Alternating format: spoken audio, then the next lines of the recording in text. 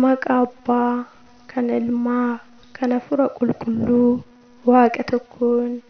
Amiin. Qabsuuraa Qulqulleettii Dubroo Maariyaamii Amajjii 21. Guyyaan kun haati keenya Qulqulleettii Dubroo Maariyaamiin guyyaa itti boqatteedha. Umuriin ishee waggaa 64tti gaafa Amajjii 21 Waaqayyo Gooftaan ergamoota isaa hedduu waliin kabaja guddaan kana dura ta'ee hin beekne gara Yerusaalemiin dhufe. Kabaja kana baachuu kan dandeesse Yerusaalem ni dhiphatte. Fayyinni magaalaa kanaaf ni ta'e. Kabaja kanaan marfamtee haati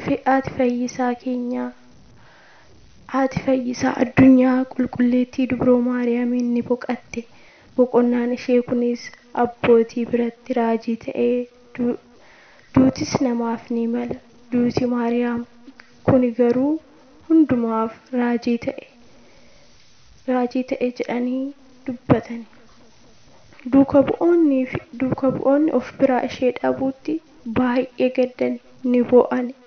Foon ishee fudhatanii gara Geetsemaaniitti geessani.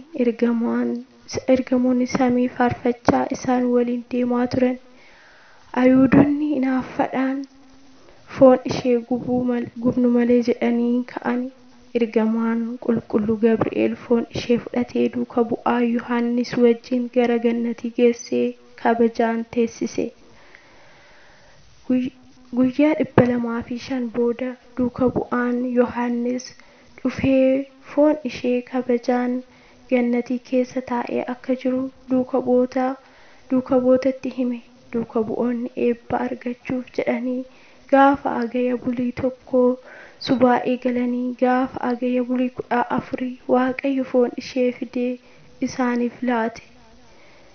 Isaanis gammadanii eebba fudhatanii foon ishee kabajaan awwaalaniiru.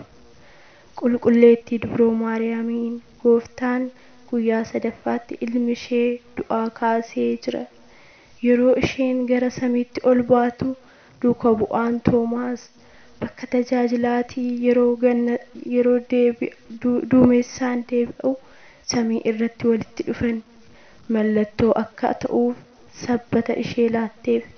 Innis akka isheen du'aa kaate duuka bu'ootatti hime.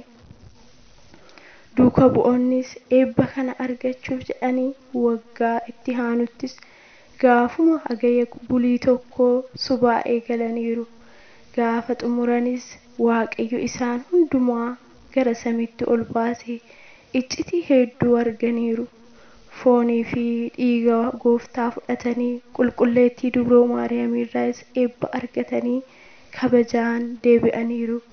Eebbi Qulqulleettii Dubroo Maariyaamii hunduma keenya irraa buluu bara baraan. Amiin. Galanni Waaqayyoof yaa ta'u.